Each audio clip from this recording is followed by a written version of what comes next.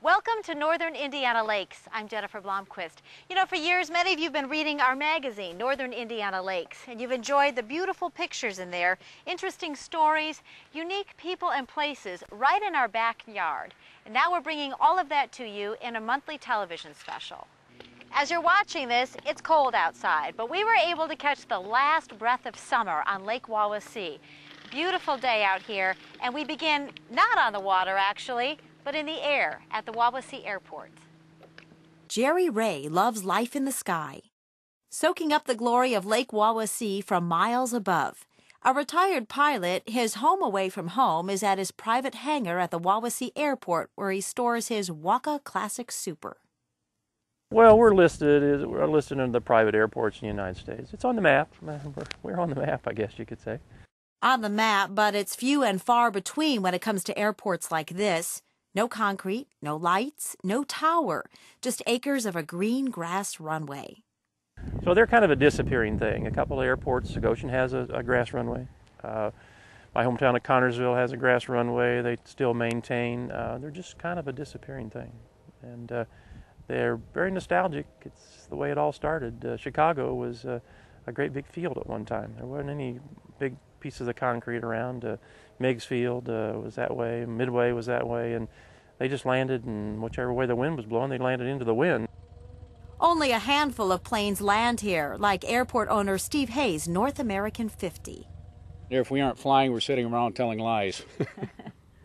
Steve bought the airport 20 years ago for $70,000. Oh, I've always liked airplanes. I've always liked to fly, and I was always hanging out here. Either that or on the lake. He's been flying out of here since he got his pilot's license at age 16. The previous airport owner, a retired pilot from Chicago, actually shut it down. That's when Steve stepped in. It was a way he didn't want to pay for insurance. He didn't want to have the liability when he wasn't here. And so when I went to open it up again, it fell under a new rule. And so it can only be a private airport now. The original hangar is just down the street from Steve's and is no longer part of the airport, though its rusted facade reveals the many years it's seen planes and people come and go. There's even word this place was a haunt for infamous mob types like John Dillinger and Al Capone. Well, there might be some truth to that, but it's all rumors as far as I'm concerned. I don't have any actual history other than we go down to the Bar B Hotel, which is not too far from here. And that's got, I guess, factual history of John Dillinger and maybe some of the other gangsters showing up there and hiding out there. An easy place to hide, a hidden gem in Northeast Indiana. It's pretty nostalgic to pull this out here, and we've got a couple of guys with Model Ts and Model As that pull over here and park up next to the airplane and get out and take pictures. And it's kind of like going back in time. It's what they call the golden age of aviation in the 30s, and it was fun. And we try and relive that. A treasured trip with a priceless view. For our next stop, you won't be up in the air. You're going to want to keep your feet on the ground. Lots of walking and shopping to do at this next place. It's just a 10-minute drive down the road at the Village at Winona. And if you haven't been there in recent years, you're in for quite a surprise because it's changed a lot. In fact, as the saying goes, what's old is new again. Quaint, colorful, charming, beautiful today, but not in yesteryears. The community was blighted and in a significantly depressed state. 14 years ago, local businessman Brent Wilcoxon had a vision for this. Actually, it was his MBA thesis while studying at Ball State. It kind of became a passion and a dream to try to get Winona Lake back to its historic roots. And so that's where the whole idea came from. And then working on my MBA, it gave me a chance to put some of the nuts and bolts and the technical side to that. There were a lot of naysayers. There were a lot of people that thought, well, this is crazy. What can never work. Even though, it's ended up to be a great positive and everybody's really happy, there was a lot of community resistance. But once Brent had the financial backing of Biomet CEO Dr. Dane Miller, the stage was set for this multi-million-dollar project. The homes that had been split into dozens of tiny rentals were moved, given new foundations, and completely renovated.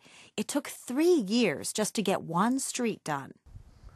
I mean, we're taking the best, hopefully, of what we see in history, and we're trying to preserve that, recreate that, enhance that.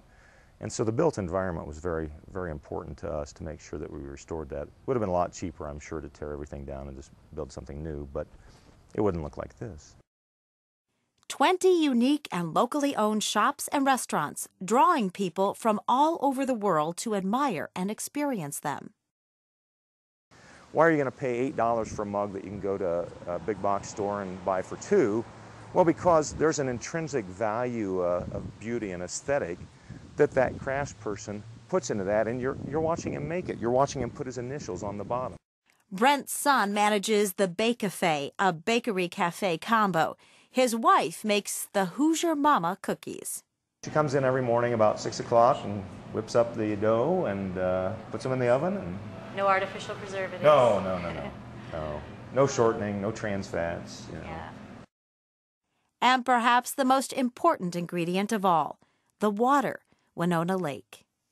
And when you look at Chautauquas around the country, a lot of them are on water. And so we've got this wonderful 600-acre lake, and it's got a history of people using it and recreating on it. So, yeah, it's a big draw. Oh, I think it's wonderful. It's beautiful. I love seeing the old buildings restored. Just beautiful. I like to shop down here, and we have a granddaughter now, so we bring her down here and walk all around, and they have festivals, and it's I especially love the art festival. When you have the local populace that just comes and, man, I remember what this was like, and, thank you, that's really rewarding. The seasons change, people come and go, but water is timeless. It's there bringing us peace, serenity, and beauty throughout the year. I'm Jennifer Blomquist. We hope you've enjoyed our stories about northern Indiana lakes this month. We look forward to bringing you even more next month. Thanks for joining us.